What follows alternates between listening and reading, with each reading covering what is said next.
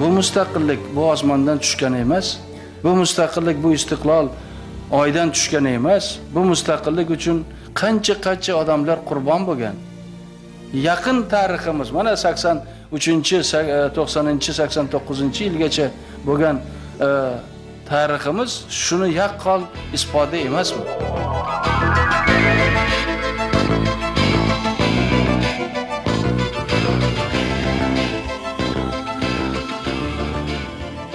O'zbekistonning birinchi prezidenti saylanishidan 12 kun oldin, ya'ni 1990-yil 12-mart kuni SSSR xalq deputatlarining navbatdan tashqari sessiyasi bo'lib o'tgan. Unda SSSR Oliy Sovet raisining birinchi o'rinbosari Anatoliy Lukyanov ma'ruza qilgan. Notiq SSSR konstitutsiyasiga o'zgartirish kiritib, SSSR prezidenti lavozimini ta'sis etishni taklif qiladi. 13-mart kuni syezd bu taklifni qo'llab-quvvatlaydi va 15-mart kuni Mikhail Gorbachev SSSR prezidenti etib saylanadi. Oradan atigi 9 kun o'tib, ya'ni 1990-yil 24-mart kuni O'zbekiston poytaxti Toshkentda respublika miqyosida katta yig'ilish bo'lib o'tgan. Yig'ilishda O'zbekiston konstitutsiyasiga o'zgartirishlar kiritilib, O'zbekiston Respublikasi prezidenti lavozimi ta'sis etilgan. Sobiq SSSR rahbariyati prezidentlik lavozimini ta'sis qilishganda faqat o'zlarinigina nazarda tutishgan. Ular oradan ko'p o'tmay ittifoqdosh respublikalarning birida prezidentlik joriy qilinishini hattoki xayollariga ham keltirishmagan. Shuning uchun ham O'zbekistonda prezidentlik lavozimini joriy qilinishini va O'zbekistonda birinchi prezident saylanishini ular qattiq bezovtalik bilan kutib olishgan.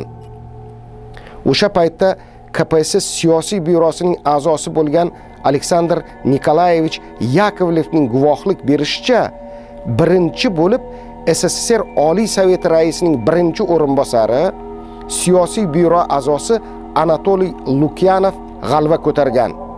Vaholanki Anatoliy Lukyanov SSSRda prezidentlikni joriy qilish qanchalik muhim ahamiyatga ega ekanligi haqida uzundan uzoq ma'ruza qilgan edi. Ammo uni O'zbekistonda prezidentlik institutini joriy qilinishi shoshirib qo'ygan. Shuning uchun ham u birinchilardan bo'lib g'alaba ko'targan.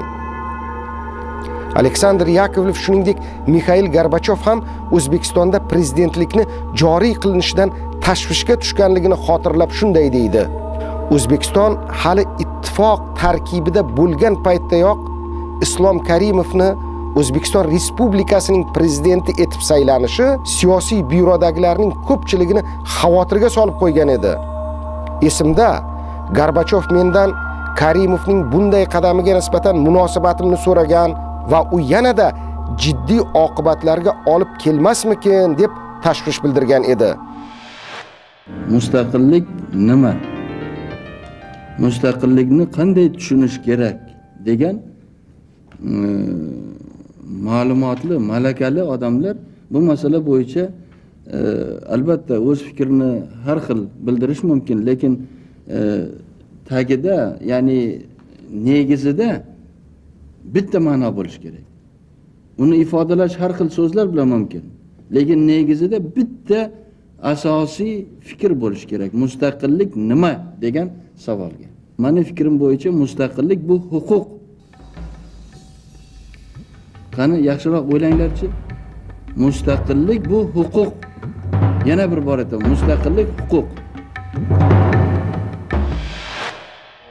90-yilda boshida shu O'zbekistonda prezident institutini tashkil qilinishi va Islom Karimovni O'zbekiston prezidenti bo'lish. Bu Sovet ittifoqida respublikalar ichida birinchi marta sodir bo'lgan ish bo'lgan. Bunday qadamni qo'yish o'sha vaqtda juda katta bir mardlikni, juda katta bir jasoratni, ma'lum darajada tavakkalni talab qilardi. Inson hayotida shunday vaqtlar bo'ladiki, shunday qadam qo'yiladigan paytlar keladiki, shu qadamni qo'ygan paytda yoki shu so'zni aytgan vaqtida 5 yildan keyin nima bo'ladi? 10 yildan keyin nima bo'ladi? Shu qo'ygan qadamim to'g'ri bo'ladimi? SSR parchalanmasa nima bo'ladi? Shuni o'ylaydigan vaqt keladi. Shunday odamni ko'zingiz oldiga tasavvur qiling, shunday odamni o'rniga o'zingizni qo'yib ko'rsangiz, siz buni butun bir mushkulligini, buni nihoyatda bir katta bir tavakkal ekanligini tasavvur qilish mumkin. Ana shunday vaqtlarda men o'ylaymanki, inson Allohdan shu meni qo'ygan qadamimni oxiri bilan to'g'ri qilgin, meni aytgan so'zimni, meni qiladigan ishimni oxiri bilan to'g'ri qilgin deb iltijo qilib qo'yadi shekilli. Mana bugun mana shu qo'yilgan qadam, shu O'zbekistonda birinchi bo'lib prezident institutini tashkil qilish va Islom Karimovni prezident bo'lganligi mana bugun biz sharaf bilan eslab, hamma joyda maqtanib, boshimizni ko'tarib, ana shu O'zbekdan chiqdi shunday ish, shundoq qadam. Shu qadam qo'yilgandan keyin prezident o'zini bir tor doiradagi suhbatlaridan birida, men bugun endi aytaversam bo'ladi, Gorbachov bilan shu voqeadan keyin ko'rishganni hikoya qilib bergan edilar. Shu Gorbachov aytgan ekanki, надо нам с тобой подумать, как мы выйдем из твоего положения. Mana qarang, sen shunday bir xato, qaltis qadam qo'yding va biz hali seni xo'jayining bo'lgan odam buni bir seni shu holatdan qandoq bir chiqarib olamiz, shuni o'ylashimiz kerak deb haligi bu juda katta vahimada endi. Men bugun qayta shukrlar bilan aytamanki, bu qo'yilgan qadam oqibati bilan to'g'ri bo'ldi.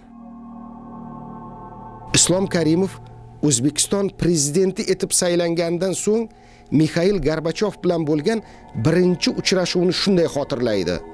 Prezident etib saylanganimdan so'ng Moskvaga Davlat kengashining majlisiga borganimda Gorbachov meni kinoya va hurmatsizlik ohangidagi so'zlar bilan kengash a'zolariga mamlakatda o'zidan keyingi ikkinchi prezident sifatida tanishtirdi va bu tushunarsiz vaziyatning oxiriga yetishga va'da berdi. Men unga, agar gap shu ohangda davom etadigan bo'lsa, men majlisdan chiqib ketaman deb javob qildim. So'ngra Moskva meni turli yo'llar bilan ishdan chetlatishga urinib ko'rdi, lekin hech narsa qila olmadi. Kuchlar ham ilgarigiday emas, O'zbekiston xalqi ham endi butunlay boshqa edi. Bizlar mustaqil bo'lsak, bizlar erkin davlat hisobida o'zimizni ko'rmoqchi bo'lsak, nima uchun men prezident bo'lib kimnidir oldida javob berishim kerak?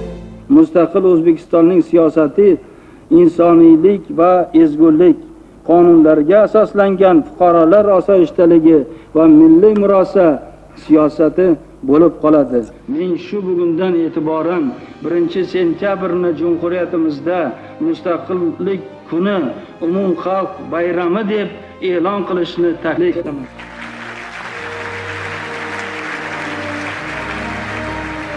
O'zbekiston Respublikasi Konstitutsiyasiga qat'iy rioya etishga, zimmamga yuklangan yuksak vazifalarni vijdonan bajarishga qasamyod qilaman.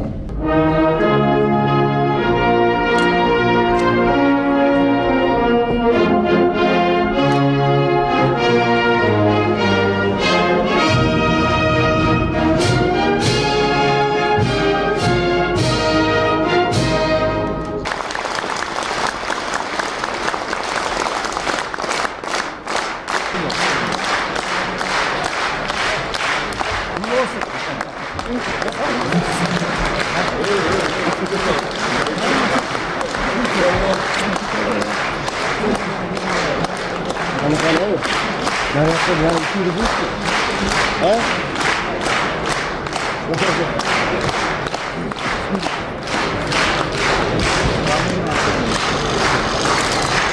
просто показать.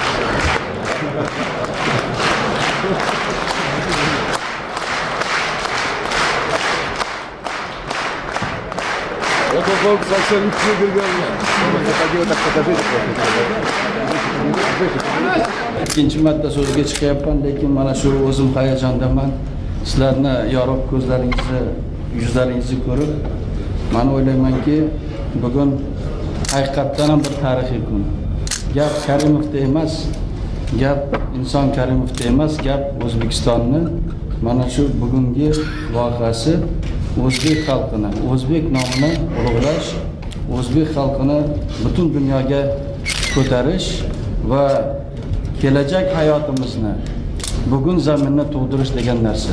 Ishonaman, bilib qo'yinglar, ishonamanki, albatta hozir belgilangan, hozir va'da bergan, hozir o'zimiz hayolimizda olib keladigan maqsadlarga albatta erishamiz. Bunga qasamyod yana bir marta ichmoqchiman.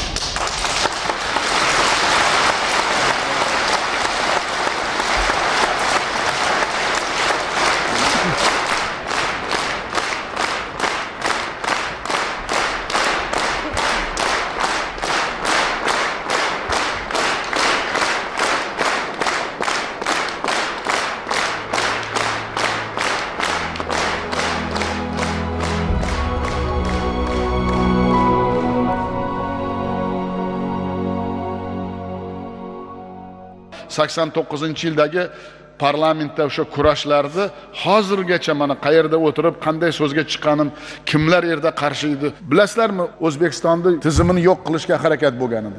Juda katta tayyorgarlik bo'lgan edi. Bitta odamni, shaxsni mana shu munosabati bilan biz tinchlik, osoyishtalikda tizimni saqlab qoldik. O'shanda birinchi prezidentimiz hurmatli Islomov degan kishi yonida bo'lganman. Hamma tomoshabin edi. Biz qiyin va mashaqqatli lekin o'zimizga munosib yo'l o'tdik mana shu mustaqillik yillarida. Hech qachon buni unutmasimiz kerak.